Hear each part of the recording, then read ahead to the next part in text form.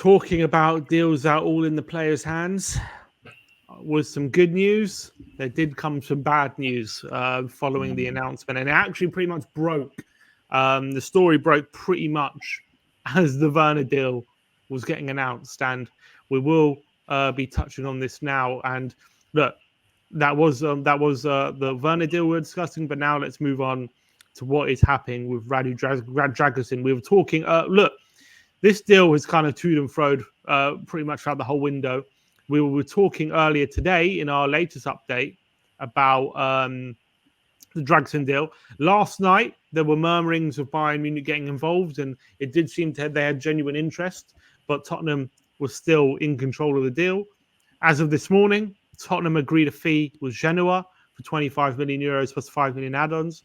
It seemed as though we finally agreed a deal with Genoa. That was the only sticking point. We've agreed personal terms with Genoa, and it looks like we had our man. But there has been a late twist in the deal, and as I'll bring up now, Radu Dragusin has to decide in his future in the next hours, as Bayern Munich have now agreed a fee with Genoa for Radu Dragusin, and now Dragusin has two offers to weigh up.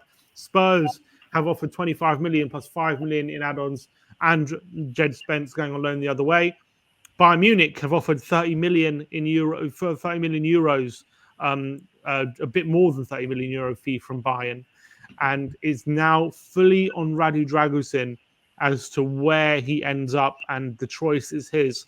And look, obviously a lot of people will be saying, could we have got this done earlier? What was this? Is this a consequence of Tottenham dawdling on the deal?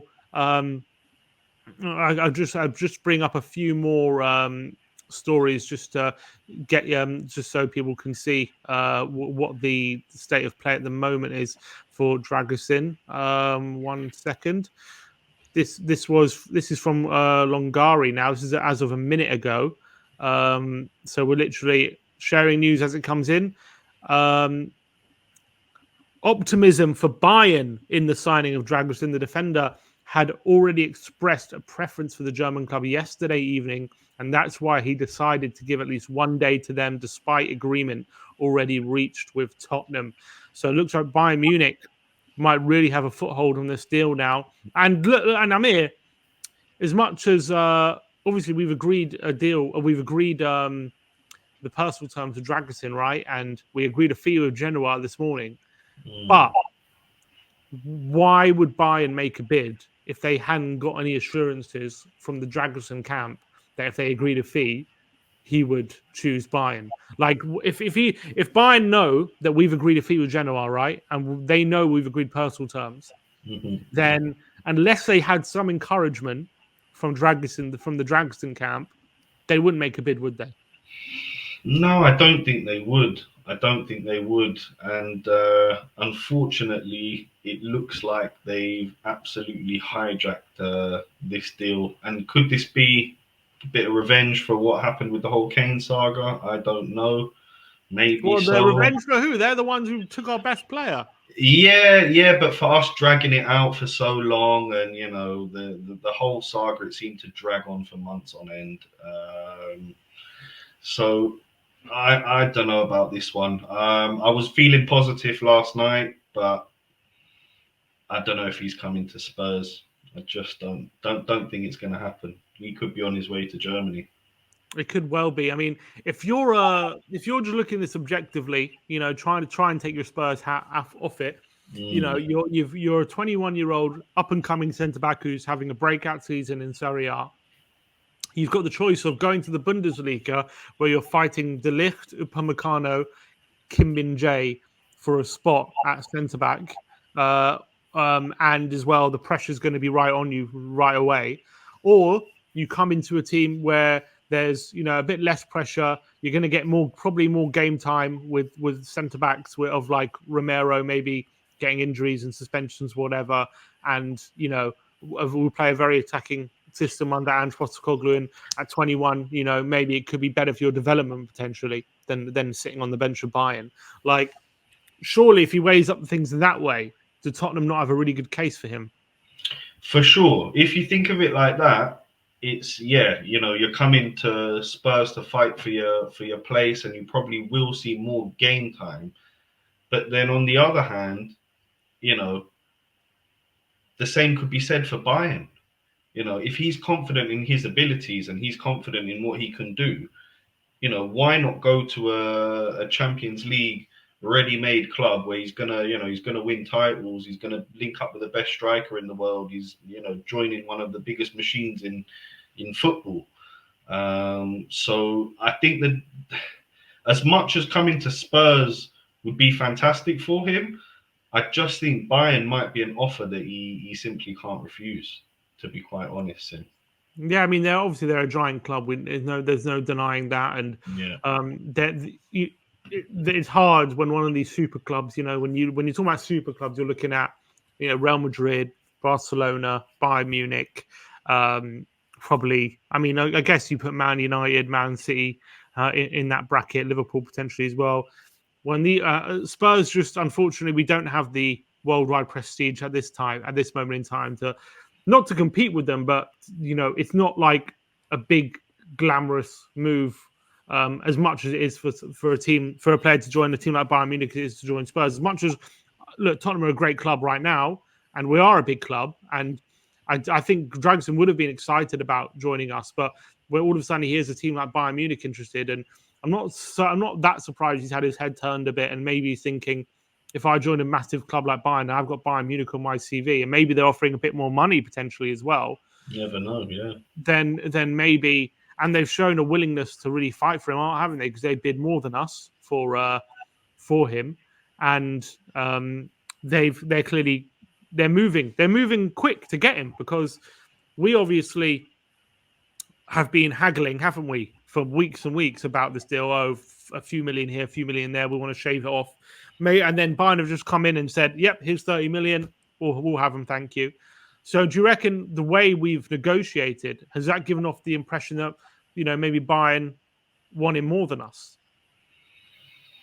I think any player in his right mind, when he sees clubs haggling over the price, he might think, do they really want me that much? Whereas if someone comes and says, here's the cash, we want you, what do you want, personal terms wise, give them exactly what you want. I think obviously that's going to take precedent over a club that is, haggling over a mil here, a mil there. And that is a failure on our part, for sure. For sure. But, Nothing new with Tottenham, though, is it? That kind of.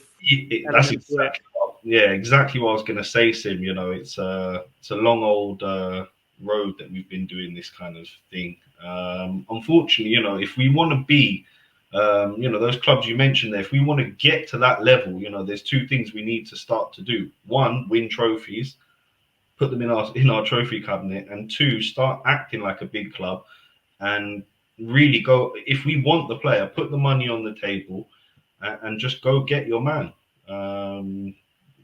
It's key, really. It's key. And, we've got the stadium, we've got the infrastructure, we've got the incredible support, we've got the manager now. So, if we had that mentality, I think it would really be boosting our kind of performance in the windows.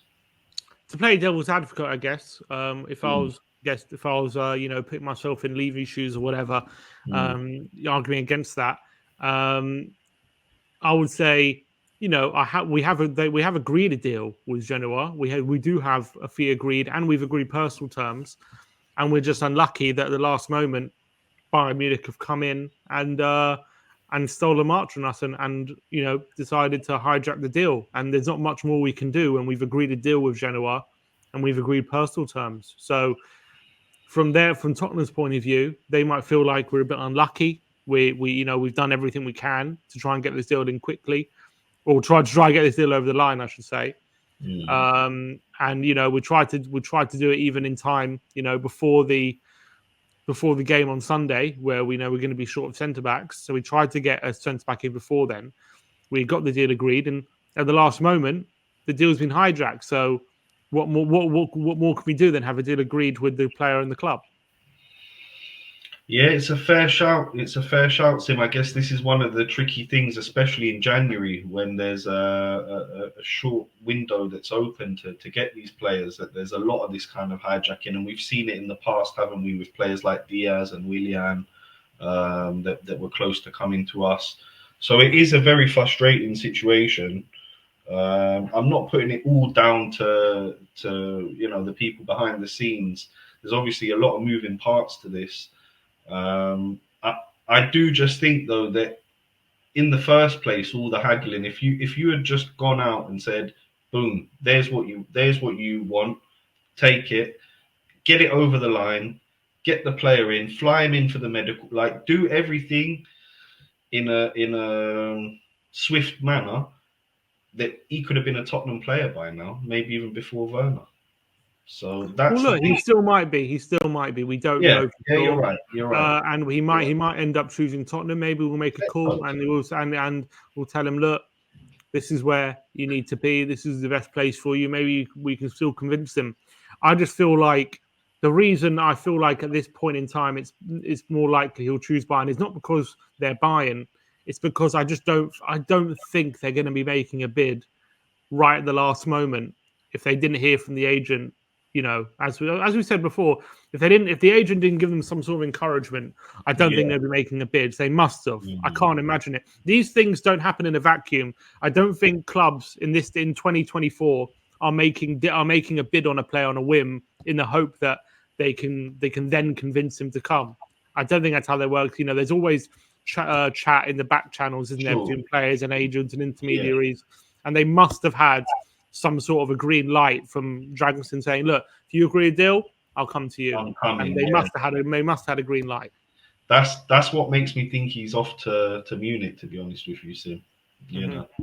Yeah, So that maybe it's not a drag-a-thon, it's a drag-a-off. You know. drag it off. Yeah.